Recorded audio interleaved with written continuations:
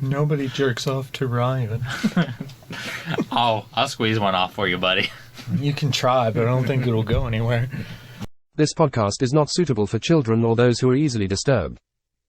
Spoiler warning for whatever is in the title of this episode. And now for the obligatory socials. Please like, share and subscribe. You can find the podcast on Twitter at HorrorPod69. You can also follow us on Facebook, Instagram, Slasher and Goodreads. Become part of the Disturbed community by asking for the Facebook group and Discord links. Send dick pics to the Horror of Babylon podcast at gmail.com. Support the show at patreon.com/the Horror of Babylon. In closing, you can let your friends know that The Horror of Babylon is available on YouTube, Apple Podcasts, Spotify, Audible and all other major podcast apps.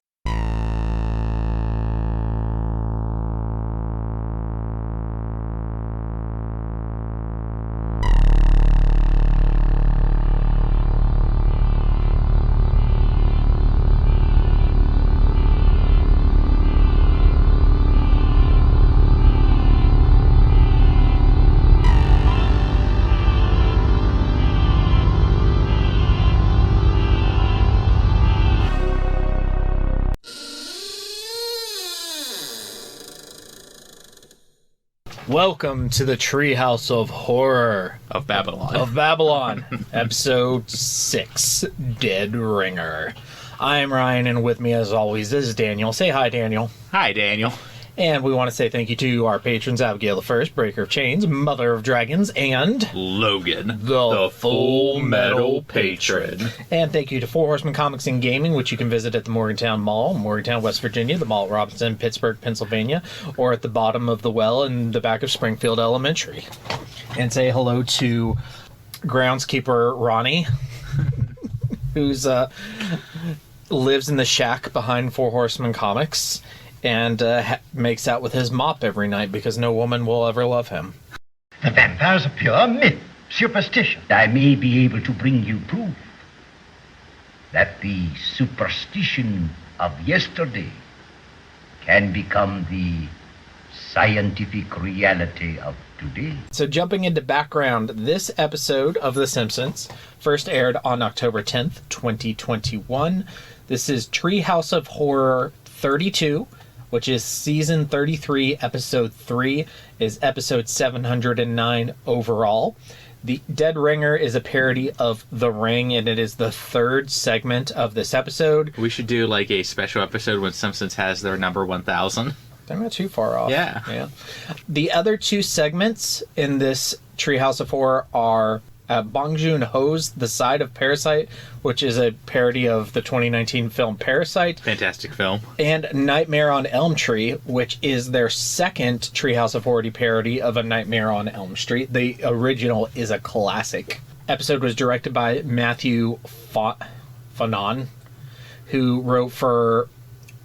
also wrote Married to the Blob. Oh, wow. Which is the next Treehouse of Horror we are going to do. And he wrote, I can't believe I forgot to tell you about this one. He also wrote Dial D for Diddley, which is the Treehouse of Horror Dexter parody where Ned Flanders plays Dexter. We'll have to do like a whole Dexter-themed month at some point. Yeah. And this episode was written by John Frank, who has been writing for The Simpsons since the year 2000. And the character, Professor John Frank, is named after him. Glaven! And that's that. Another story in the classic, infallible three-act structure. Good enough for Aristotle, good enough for The Simpsons. Mr. Sislak, I have a feeling there's going to be one more act to this story. Well, I'm not hanging around for that. 4 acts. Structure and themes. Talk to me about how the story of The Ring is adapted. Sort of adapts the American remake. It kind of updates it instead of a VHS tape. It's a TikTok. It's a TikTok, which is what it would be. Which, yeah, seems like what it would. I always said, like, it would be hard to do The Ring these, because if there was a cursed TikTok that killed someone 7 days after they watched it, half the planet would die. Yeah. You have to share it. Okay. Done. I don't even know, like, how they would actually do that. But for this, it's like a fine, like, actual update. Yeah. Like, a bunch of kids have a party. It's like all the kids that went to the cabin in the book and in the movies. Yeah, and all the all the kids who went to the party get killed. And Yeah. how, if you were actually going to make like a brand new Ring movie, let's say, okay, it's a Ring reboot, an American Ring reboot, and the premise that you sold to the studio was the Ring but TikTok. Like, how would you actually do that? I would take the novel S, which did a viral video. It's the Fifth in the Ring series. So that was supposed to be like a spoof on like YouTube videos. But like I just like slightly adapt that. I'm just waiting for some kid to ask me, what's a YouTube? Yeah. It's going to happen sooner rather than later. I hate TikTok, but I mean, I'm also an old man. Yeah, I mean, I don't like it either, but it is what it is. Yeah, well, it exists. Yeah. People like it. The movie Megan, they called a horror movie for the TikTok generation. I haven't watched Megan yet. Yeah. I'm not. I mean, I might watch it eventually, but it's not. I'll watch it whenever it comes on a streaming service that I already have, but I'm not in a rush for it. They're coming to get you, Barbara. Okay, so for characters, we have Sadako, or Samara, rather, adapted as Moping Mary, and then, of course, Lisa is the protagonist. She's our Asakawa. She is our Asakawa, and Lisa is a good Asakawa because she's always the investigator. Like, something happens, and Bart and Lisa go hop on their bikes, and they go riding off to figure out what's going on and expose whatever it is. If you were going to cast a Simpsons character to play classic Ryuji, who would you pick, and why is it comic book guy? He's a little less of an edgelord since he got married. Oh, I forgot that happened. Yeah. But yeah, I definitely, like, early 2000s, late 90s comic book guy would probably be Ryuji. Except, like, Ryuji is kind of a ladies' man. He tricks people into thinking he's a ladies' man. But, I mean, he does have, like, you know, like, Mai Takano seems to, like... Yeah, she's, like, go into his house all the time. Granted, comic book guy's wife is also a young, beautiful Japanese woman, so... I think that might be perfect. Yeah. There's an episode where they're talking about having kids, and it starts with like their sexual routine, and apparently comic book guy's fetish is to have his wife dress up as the female gremlin from Gremlins 2. I feel a little bit better about mine. Alright. I guess if you're watching that movie right when you hit puberty, like we've talked about that before. The neurons crossed. Yeah. Yeah. Did you all of a sudden weird things happen? Yeah. What was Humbert doing when his neurons crossed? He tells you that right in the book. Like he explicitly tells you when he thinks it happened. Yeah. Okay. Yeah, Moping Mary was fun. I thought that somehow the ending was even sadder than if she killed Lisa. Because she kind of bullies Lisa at the end.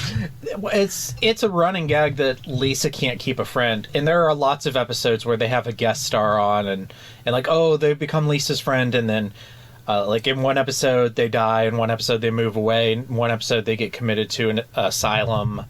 Like, it just, whenever Lisa gets a friend, something terrible happens, so jumping down a well is not that huge of a stretch. I liked Moping Mary's skull face, and I'll tell you why. Dead by Daylight, one of the alternate costumes for Sadako is her skeleton features. That's cool. I'll kill you all! I'll drive you crazy, and I'll kill you all! I'm every nightmare you ever had. I am your worst dream come true. I'm everything you ever were afraid of. Scary shit in Treehouse of Horror Babylon. We don't talk about what was scary, because it's not scary. We talk about what was the best joke, and what was the worst joke. And I have a couple for best joke. It's hard for me to narrow it down. These had some strong jokes. I think I have a best joke, and it's just the one that hit me the hardest, is when the grandpa goes, I would miss when the combing was implied.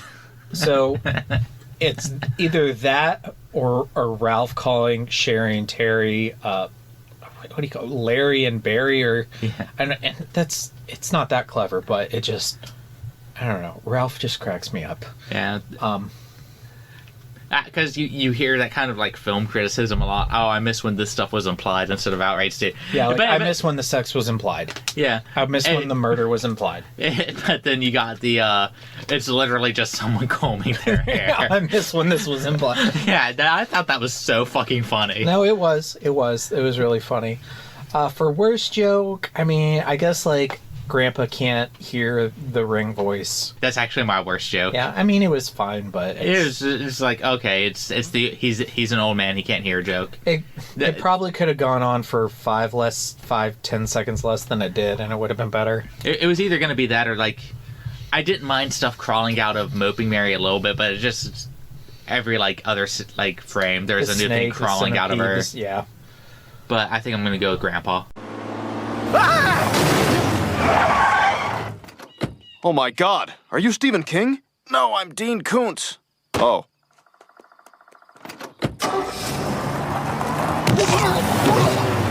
Kings and Koontz. I definitely have a Koontz. What is my king? I guess my king is actually the ending, even though I hate it because it's so sad, but it fits Lisa's character so well. She just, whenever she gets a friend, she comes on way too strong. Something happens and they can't be friends anymore. It's super sad, but it's very true to the show. I think my king is going to be that this was just kind of a legitimate funny parody of The Ring. Yeah. Like, and there are lots of parodies of The Ring, but for me, a lot of them are hit and miss. I think this one took like a modern, updated version, and it was like, hey, yeah, this is you can still kind of have some fun with it. I actually meant to watch the Bob's Burger one before this, and I just never got a chance to sit down and watch it. There's a Bob's Burger Ring. Season 10, episode 1 is I'm behind. The Ring, but not scary. I have to watch that. I don't know for sure that it's a Ring parody, but that is the title of the episode. The Ring, but not scary. I think I might watch that when I get home. Yeah. Maybe we'll do another bonus episode. Yeah, I'm fine with that. Yeah. Yeah, I think that's my king. Is I think they legitimately found ways to still kind of make that sort of funny. My Koontz is I wish they would have had a few more kills with the kids from Springfield Elementary, because Sherry and Terry die, and then Milhouse dies, and I just kind of expected them to just like, oh, and then Martin dies, and then Nelson dies, but they just kind of ended there, and I felt like... My Koontz is similar. I wish the kills would have been more, like, ringy, with, like, just... And then they made fun of, like, what? So he just makes a scary face? Yeah. And now he's dead? Like, something like that? Yeah. They weren't. Milhouse got stabbed in the back, and Sherry and Terry got their heads kicked off. Yeah, so it was just, like... It was more Final Destination-y. Yeah. Than ringy. More of a... And that's the only thing I would have changed, honestly. Yeah. Okay. All right. We're flying right through this. Yeah, this ain't bad. Good. All right. So ranking. Oh, I don't know. These are gonna start getting a little harder. For me, I think it's gonna go in the middle. I think it's gonna be my new number 4. Which makes it above Bart Simpson's Dracula and I Know What You Diddly Did, and below The Shinning Death Tome and Not It.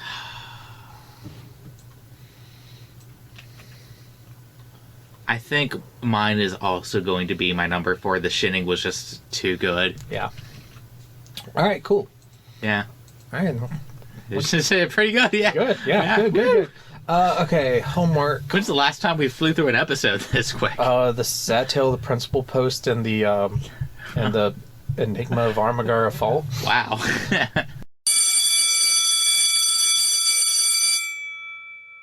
Can't skip homework. We never skip homework. Yeah, we are A+ students. Yeah. Okay, if you are a Springfield Elementary student, you went to the party and watched the TikTok, how would Moping Mary kill you? Okay, you know how like Bart writes on the chalkboard at the she compels me to do that until I wear my hands down to nubs and I bleed to death. Oh, yeah, that's good. Yeah. That's a good one. Okay, so I'm totally obsessed with cats. Mm-hmm. Moping Mary knows that's my only weakness. So when I'm walking home from school on the last day where I'm alive, I get attacked by the cat lady who just throws cats. Okay, that's good. Yeah. And she missiled. She literally throws 30 cats on top of me. They kill me. Okay. Yeah. Eat you, leave you a little Springfield skeleton. Because cats lead violent lives. Full circle. And question for the listeners again: pick a Treehouse of Horror. Just tell us. Anyone who ever comments on any of these, I will literally review any of them. Yep, we will do it. And for further reading, even though I didn't get a chance to watch it, I have written down Bob's Burgers, The Ring But Not Scary. Let me verify that episode number. Okay, I think they have season 10 on. I just like by season like 7 or 8, I kind of just stopped watching. It's on the one that's airing right now, season 13. Yeah, so. So yes, season 10, episode 1, The Ring, in parentheses, but not scary. Let's see if we can figure out what Wait, I might have seen this one. What's the plot? I have seen this one. It's not quite a Ring parody, but I kind of still want us to do it. Okay, sure. I'm up for it. I'm sure we'll spend like 15 minutes on it, and that's fine. Okay. All right, cool. We'll do that. So upcoming on the Horror of Babylon, our next novel will be Lolita, which I started listening to today. I'm putting it off until like the last week. I think Jeremy Irons does too good of a job reading this book. I honestly, Jeremy Irons is the reason I didn't quit the first time. Hold on, I was going to start writing down all my favorite quotes from this book, but then I realized there's too many. So I'm only doing one a day. So here's the quote I wrote down for today.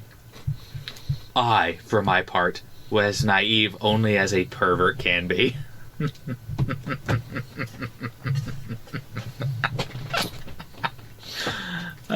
Okay. Humber, you son of a bitch. The next Sunday we'll be doing a double feature episode where we compare and contrast both Lolita films. Ooh. And then the next Sunday we will be reviewing the manga MW by Osamu Tezuka. Just get all that pedophile shit out there. Just like rip it all off at once, just like a Band-Aid. Just get it all done. I love MW too. Yeah, it's one of my favorites. It's so good. And then the next 2 Thursdays, next week we're going to do Treehouse of Horror Married to the Blob, which is the Blob episode to wrap up Blob coverage.